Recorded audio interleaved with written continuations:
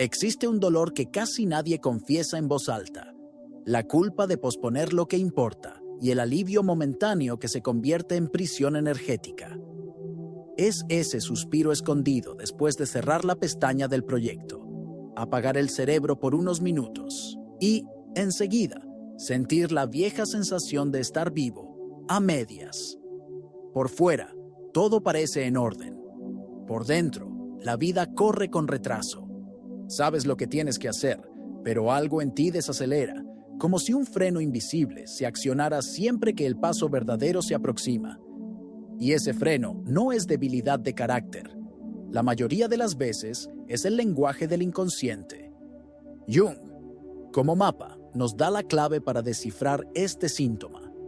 Procrastinación como síntoma simbólico, conflicto entre la persona, los papeles exigidos y el self, el llamado auténtico. Cuando la tarea que empujas no conversa con el alma, el cuerpo pisa el freno. No es berrinche, es protección. El organismo entero percibe incoherencia entre lo que dices y lo que verdaderamente deseas, y responde quitando energía, desviando la atención, multiplicando distracciones. La persona quiere cumplir plazos para ser aceptada. El self exige sentido para entregarse. Cuando estos dos no se reconcilian, la voluntad se transforma en neblina y cada comienzo se vuelve batalla. La ciencia viva ayuda a traducir lo que el símbolo anuncia.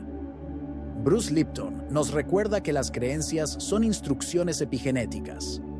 Repetir "no doy abasto" o "solo funciono con la fecha límite" condiciona cuerpo y atención a la amenaza. El cerebro interpreta el mantra como alerta crónica.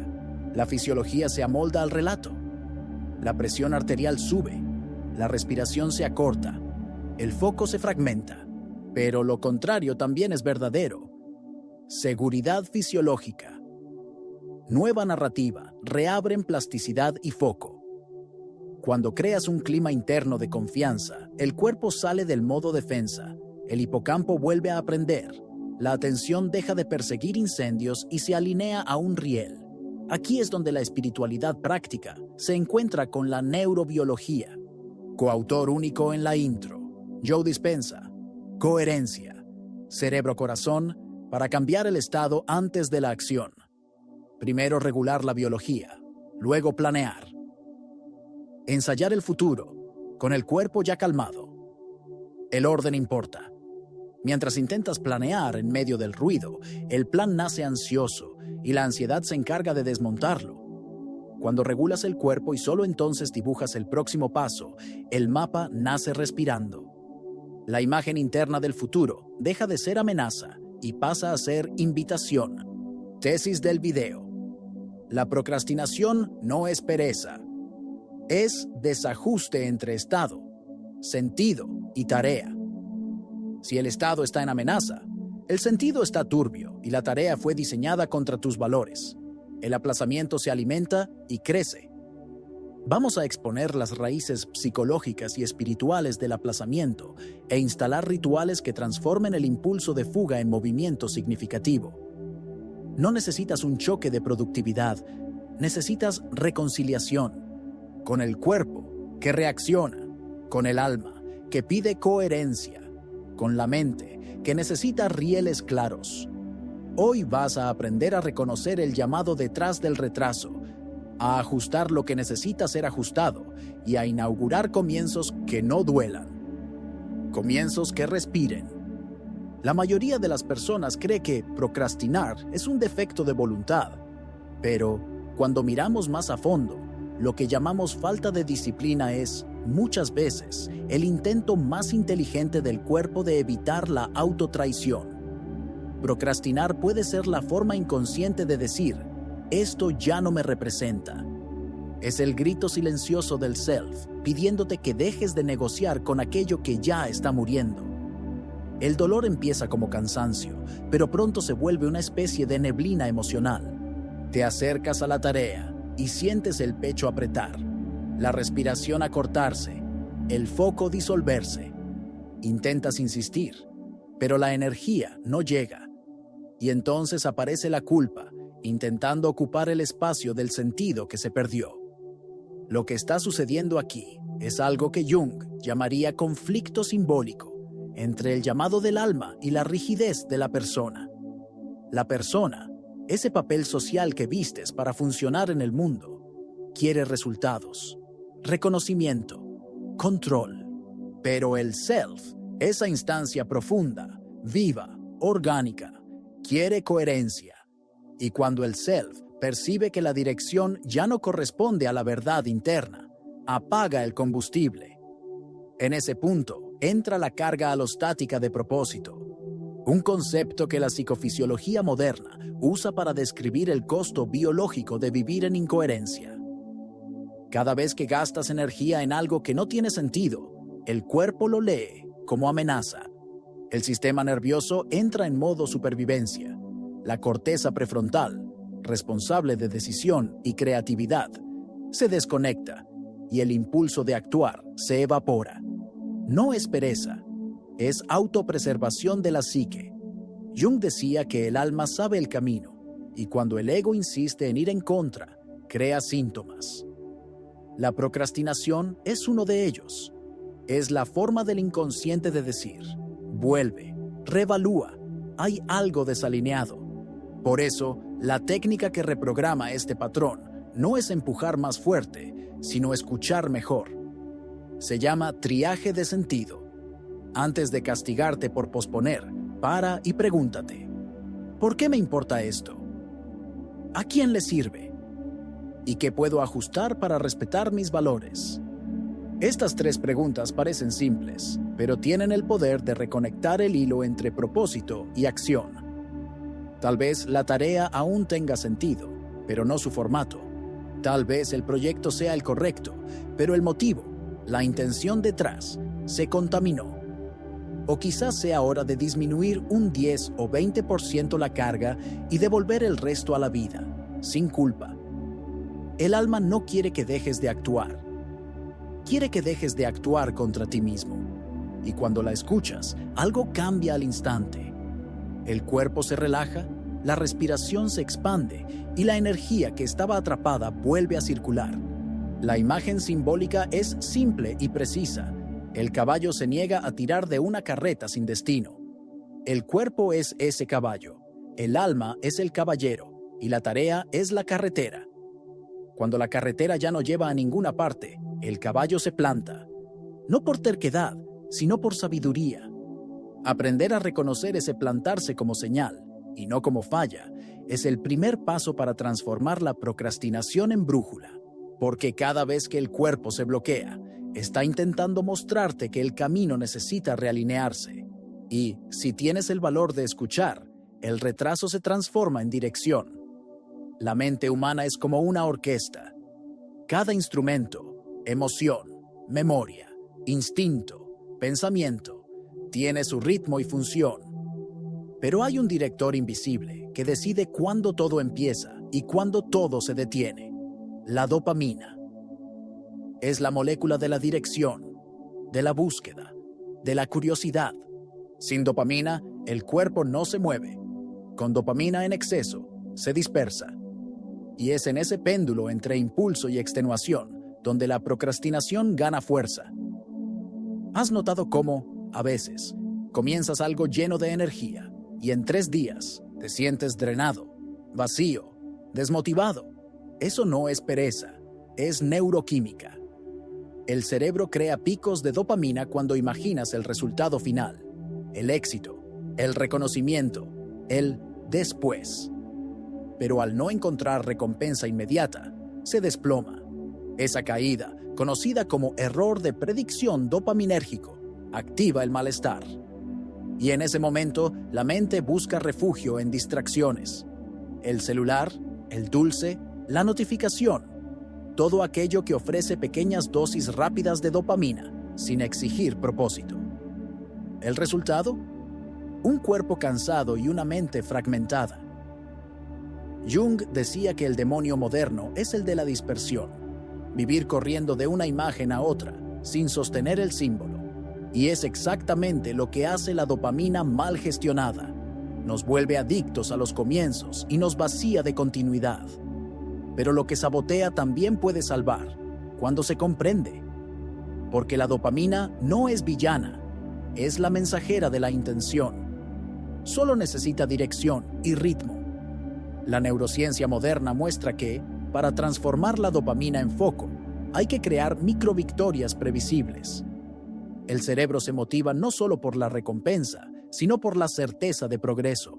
Cuando siente que avanza, aunque sea en pequeños pasos, libera una dosis estable de placer y refuerza la continuidad. Esa es la base de la técnica llamada 3 etapas del foco sostenible. Primero, crea una pista fija, un horario y un lugar inmutables para la acción. El cerebro ama la previsibilidad porque reduce la incertidumbre y el miedo. Segundo, define una acción mínima invariable. Algo que dure de 2 a 5 minutos, pero que siempre ocurra. Puede ser abrir el documento, revisar una frase, caminar hasta el espacio de trabajo. La repetición señala seguridad. Tercero, finaliza con un cierre somático. Una respiración, 4-7-8, por 60 segundos, inspirando en 4, sosteniendo en 7 y soltando en 8. Ese cierre comunica al cuerpo que la misión fue cumplida, que el ciclo terminó y el sistema nervioso puede relajarse. Estas microestructuras, repetidas con ligereza, reorganizan la neuroquímica de la procrastinación. El cerebro, en lugar de buscar explosiones aleatorias de placer, empieza a satisfacerse con la cadencia, y el foco deja de ser una lucha y se vuelve un estado natural. La metáfora es bella. La dopamina es el fósforo que enciende el horno, pero es la atención ritmada la que hornea el pan. Si vives encendiendo fósforos y nunca calientas el horno, solo coleccionas cenizas. Pero si aprendes a encender menos y mantener el calor constante, el pan del propósito crece, dorado y firme. Y es en ese punto donde la biología se encuentra con lo sagrado. Porque el ritmo es el latido que transforma chispa en fuego estable. Es el lenguaje de Dios dentro de la materia. Repetición consciente es oración. Y foco sostenido es fe encarnada. No es necesario forzarte para tener disciplina. Solo necesitas crear un ambiente interno en el que el cuerpo quiera permanecer presente. Cuando transformas la dopamina de explosión en melodía, el tiempo deja de ser enemigo. La acción deja de ser carga. Y lo que antes parecía esfuerzo se convierte en flujo. Toda procrastinación esconde un pacto silencioso. Un acuerdo no firmado, pero profundamente enraizado, entre el miedo a errar y el deseo de ser impecable. La mente dice, quiero hacerlo, pero el cuerpo responde, aún no es seguro. Y así, el tiempo pasa, las ideas se acumulan, el corazón se inquieta, y el movimiento no sucede. El nombre de ese acuerdo es perfeccionismo. Jung llamaría a esto un complejo autónomo, una pequeña personalidad interna con voluntad propia. Tiene buenas intenciones, quiere evitar el error, preservar el valor, impedir la vergüenza. Pero, como toda sombra, lo hace de la peor manera, bloqueando el flujo de la vida. El perfeccionismo es la máscara noble del miedo. Detrás de la exigencia estética, de la búsqueda de control, hay un niño interior temblando, temiendo el juicio, la risa, el fracaso. Cuando pospones, no es porque no quieras. Es porque una parte de ti aún cree que el error es imperdonable. Y esa creencia, solo puedo empezar cuando esté listo, es el anestésico más eficiente del destino. Esperas el momento ideal, la condición perfecta, la versión impecable de ti. Pero el ideal nunca llega, porque el ideal no es real. El alma no quiere perfección, quiere presencia. La procrastinación, en ese sentido, es el choque entre la naturaleza del self, que por esencia es creativa e imperfecta, y el comando de la persona, que busca aprobación y control. El resultado es parálisis. La energía vital que debería fluir en creación queda atrapada en el espacio entre el querer y el poder. Y allí nace el vacío que drena. El primer paso para romper este ciclo es reconocer el acuerdo. Sí, hay un beneficio secreto en posponer. Mientras no actúas, no te expones al riesgo. Mientras el proyecto está solo en la cabeza, es perfecto, protegido de la crítica. Y el ego respira aliviado, aunque el alma grite. Pero llega un momento en que ese pacto necesita romperse, con amor y coraje. Y la forma más práctica de hacerlo es mediante la técnica que llamo entrega iterativa. Es simple, pero profundamente transformadora. Consiste en permitirte entregar la versión 0.7 de cualquier proyecto, dentro de un plazo corto e innegociable. Esa entrega no es definitiva, pero es real. Publicas, compartes, ejecutas y, junto con ello, asumes el compromiso explícito de revisión futura. La perfección deja de ser condición y se convierte en proceso. La ansiedad de performance se disuelve en la práctica del perfeccionamiento continuo. Porque lo que cura el miedo no es la valentía pura, es el contacto frecuente. Es empezar pequeño, repetir, ajustar, exponerte en dosis humanas hasta que el cuerpo aprenda que no hay peligro real. Y entonces, algo se abre. El ciclo se invierte. La dopamina, antes drenada por la expectativa imposible, comienza a liberarse por la sensación de progreso real. La metáfora es clara y bella. El diamante solo brilla después de ser tallado, y el tallado ocurre fuera de la mina.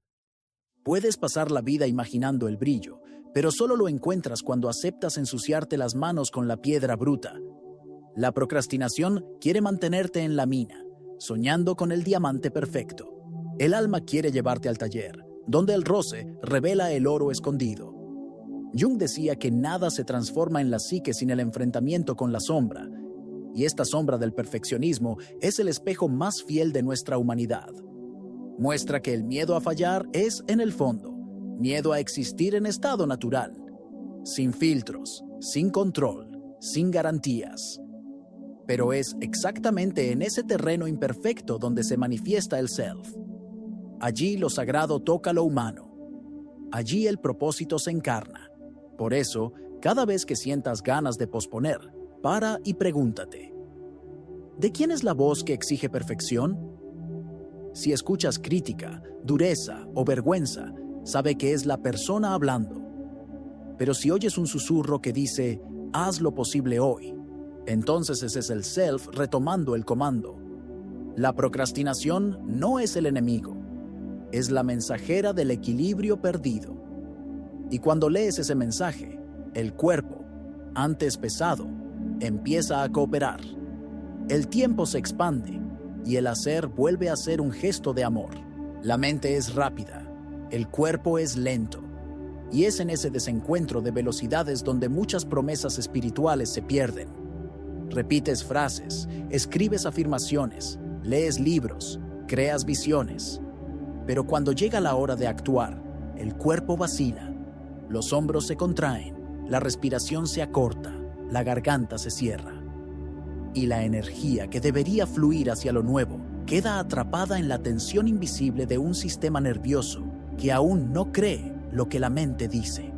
Bruce Lipton llama a esto desalineamiento epigenético, cuando la mente intenta enviar un mensaje que el cuerpo no reconoce como verdad. Es como intentar sintonizar una emisora de radio, girando el dial sin conectar el cable a tierra. El sonido sale distorsionado, lleno de ruidos, aunque la frecuencia sea la correcta. El cuerpo es el cable. Sin él, la creencia no echa raíces. La mayoría de las personas intenta cambiar la vida desde la mente, afirmando, visualizando, planificando, pero olvida que el cuerpo es quien ejecuta el comando final. Es el laboratorio donde lo invisible se vuelve palpable. Es el suelo donde la semilla de las creencias germina. Y si ese suelo está compactado por miedo, ansiedad o cansancio, la semilla espiritual no crea raíces. Por eso, la transformación real empieza cuando la mente desciende y el cuerpo aprende. Lipton explica que cada pensamiento porta un campo eléctrico y cada emoción un campo magnético. Cuando ambos se alinean, el cuerpo entra en coherencia, y esa coherencia es el estado biológico que permite reparación, foco y regeneración. No creas la nueva realidad solo pensando, la ensayas fisiológicamente hasta que se vuelve familiar. La procrastinación, bajo esta lente, es el resultado de una creencia que aún no se ha hecho carne. Dices, puedo, pero el cuerpo todavía cree en es peligroso intentar. Afirmas, estoy listo, pero el sistema nervioso aún vive en modo supervivencia. Entonces, por más noble que sea la intención, la ejecución se atasca. No por debilidad, sino por incoherencia interna. La práctica que resuelve esto es simple, pero poderosa. Se llama script epigenético de 90 segundos. En ella le devuelves a la creencia lo que siempre necesitó. Cuerpo. Comienza ajustando la postura, hombros abiertos, pies firmes en el suelo, mirada suave, mandíbula relajada. Luego, respira lenta y rítmicamente por la nariz. 6 segundos para inhalar, 6 para exhalar. En cada ciclo, imagina el aire descendiendo hasta el pecho, abriendo espacio. Entonces, elige 2 frases funcionales, cortas, en presente, que expresen proceso, no promesa. Por ejemplo, hoy doy un paso pequeño y suficiente. O, mi cuerpo aprende foco con gentileza. Repite cada una de ellas sintiendo el calor expandirse en el pecho. Al final, toca levemente el esternón, como si anclaras el estado. En 90 segundos, reescribes el mensaje biológico. No es magia, es neuroplasticidad consciente. El cuerpo empieza a asociar la creencia con la sensación de seguridad y el sistema nervioso deja de resistirse. La voluntad vuelve. El foco retorna. El ruido se disuelve. La metáfora es perfecta.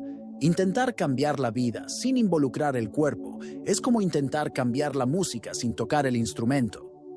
La partitura está escrita, pero el sonido no sale. Puedes estudiar teoría toda la vida, pero solo cuando los dedos tocan el piano, la melodía empieza. Lo mismo vale para las creencias. Necesitan ser sentidas, no solo pensadas.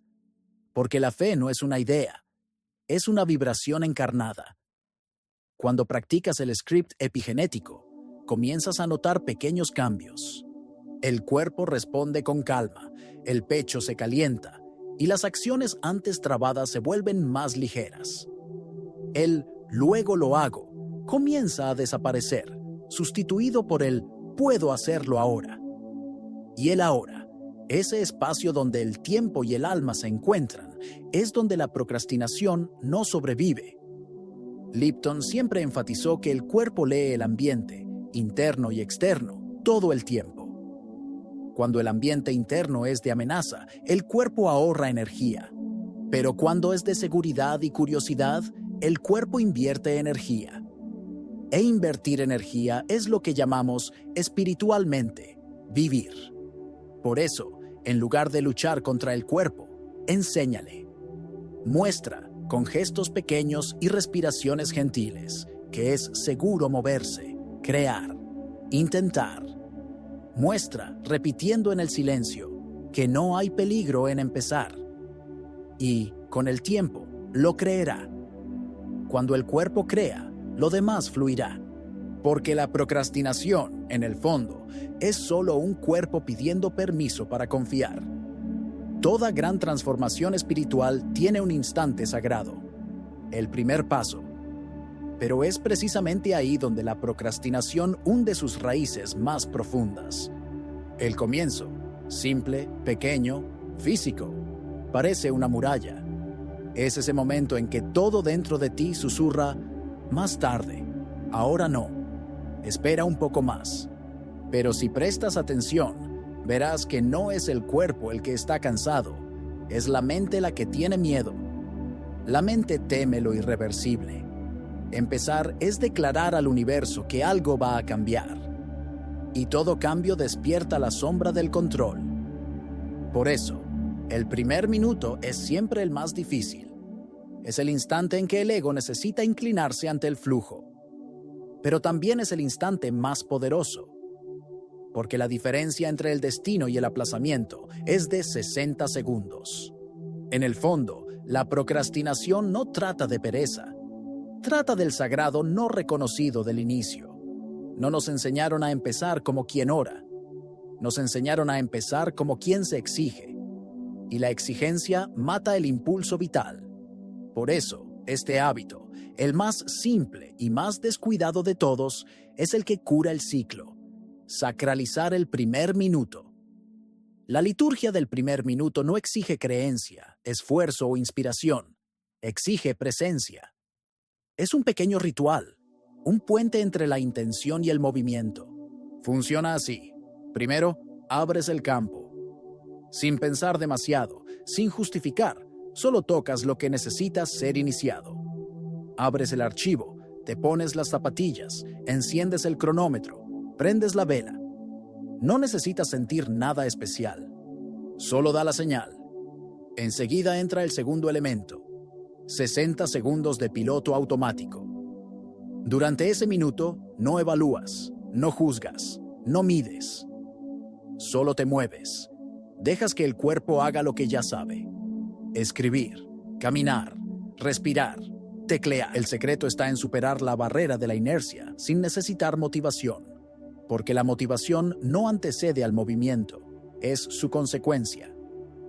A cada segundo que el cuerpo permanece en flujo, el cerebro registra seguridad. La dopamina empieza a subir, el foco se instala y lo que era peso se vuelve impulso. El tercer movimiento es el más importante: el registro de la sensación áncora. Al terminar ese minuto, detente un instante y siente el cuerpo. Percibe un punto de calor, una relajación, una leve apertura en el pecho o en los hombros. Ponle un nombre a esa sensación: hombros calientes, pecho liviano, respiración amplia. Ánclala. Repite este pequeño gesto en los próximos días.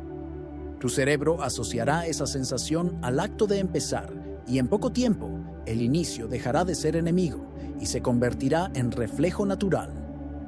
Este ritual de 60 segundos puede parecer banal, pero contiene toda la sabiduría de los antiguos ritos. Porque en el instante en que decides empezar, el universo entero reorganiza las piezas a tu alrededor. Jung decía que la sincronicidad es el eco del self cuando el ego se mueve en el tiempo correcto. Y el tiempo correcto casi siempre es ahora. El primer minuto es el puente entre lo invisible y lo concreto, entre el pensamiento y la acción, entre el algún día y el hoy. La procrastinación pierde fuerza cuando el comienzo deja de ser un campo de batalla y se vuelve un altar, porque el altar no exige perfección, exige reverencia. No necesitas estar listo, necesitas estar presente. Y la presencia es lo opuesto al aplazamiento. Es el cuerpo diciendo: estoy aquí. Es el espíritu respondiendo: entonces podemos empezar. La liturgia del primer minuto es el punto en el que la espiritualidad y la neurociencia se abrazan. Traduce en gesto lo que el self intenta susurrar desde hace tanto: que la acción es una oración, que el foco es un tipo de fe, y que el primer paso es, en verdad, el primer sí a la propia alma. Empezar no trata de productividad, trata de fidelidad a lo que te llama. Cuando honras el primer minuto, el resto del día se realinea, y la procrastinación, esa vieja sombra que susurra, mañana, se calla ante la autoridad silenciosa de quien dice, ahora. A lo largo de este camino, pudiste percibir que la procrastinación no es un defecto de carácter, sino un síntoma de desalineación entre cuerpo, mente y alma. Surge cuando el cuerpo vive en amenaza, la mente vive en el futuro y el corazón vive en el pasado. Pero cuando estas tres fuerzas se reúnen, cuando el cuerpo siente seguridad, la mente tiene claridad y el corazón encuentra sentido, la procrastinación no tiene dónde esconderse. Se disuelve en la presencia. Bruce Lipton nos enseñó que las creencias son instrucciones celulares. No son frases decorativas, son códigos bioquímicos. Cada pensamiento, cada emoción, cada palabra dicha sobre ti mismo es una contraseña que el cuerpo lee y obedece. Cuando repites, no puedo, las células reducen energía. Cuando respiras hondo y dices, puedo intentarlo hoy, el cuerpo reorganiza recursos, el metabolismo cambia, la atención vuelve y la biología coopera. No hay milagro oculto en esto. Hay ciencia y hay fe. Fe en la inteligencia que habita cada célula, esperando solo la orden correcta para recomenzar. Neville Goddard decía, asume el sentimiento del deseo realizado. Y esta es quizá la instrucción espiritual más precisa que se haya dado. No basta imaginar lo que quieres. Hay que sentir en el cuerpo que eso ya es posible, que el camino ya comenzó. Antes de dormir, cierra los ojos y ensaya el cuerpo que ya actuó. Mírate terminando lo que iniciaste, respirando en calma, sintiendo el peso suave de la tarea cumplida. Hazlo no como una fantasía, sino como un ensayo biológico de la realidad. Porque el cuerpo no distingue lo real de lo ensayado con emoción sincera. Aprende por estado. Y cuando le enseñas a descansar dentro de lo que deseas, transforma ese descanso en acción coherente. Jung completaría diciendo que el inconsciente coopera con quien se atreve a actuar. Cuando el ego se mueve, aunque sea imperfecto, el self envía símbolos, sincronicidades y energía vital. Pero si el ego se esconde tras el miedo, el self silencia, no por castigo, sino por respeto. El alma no invade, invita. Y la procrastinación es apenas el sonido de esa invitación siendo ignorada. Es el eco del self diciendo, no estás atrasado, solo estás intentando actuar desde un lugar que no es el tuyo. La liberación de la procrastinación no es una carrera por la productividad, es un retorno a la entereza. Es aprender a moverte con el cuerpo en paz, con la mente presente y con el corazón orientado. Cuando hay coherencia, el tiempo se reorganiza. Las tareas parecen menores, el cuerpo más liviano, la respiración más amplia. Y aquello que antes parecía imposible, se vuelve solo el próximo paso natural. La clave final es simple, pero exige constancia. Estado coherente. Plus, sentido claro. Plus, comienzo ritualizado. Acción espontánea. Sin lucha. Sin culpa. Sin autotraición. La espiritualidad, en este nivel, no es fuga de la materia. Es el encuentro más íntimo con ella. Es la conciencia asumiendo el mando de la carne, no por la fuerza, sino por la presencia. Y aquí entiendes, la procrastinación no era enemiga, era la mensajera. Solo quería avisarte que estabas intentando moverte sin alma, intentando vivir sin centro. Y cuando el alma vuelve, el movimiento vuelve. El tiempo, antes enemigo, vuelve a ser aliado. El cuerpo, antes resistencia, vuelve a ser instrumento. Entonces, la próxima vez que sientas el impulso de posponer, para y escucha. No te acuses. Respira. Siente el cuerpo. Pregúntale qué necesita para confiar en el ahora. Y empieza pequeño. Empieza con reverencia. Empieza sabiendo que el inicio es una oración. Porque todo acto consciente es una forma de oración. Y toda oración sincera, tarde o temprano, se transforma en realidad. La procrastinación es solo el intervalo entre lo que ya eres y lo que aún no te has atrevido a actuar como si fueras. Y ese intervalo se deshace cuando das el primer paso, un paso que no es solo físico, es espiritual. Un paso que dice al universo, confío. Y el universo responde, entonces, camina conmigo.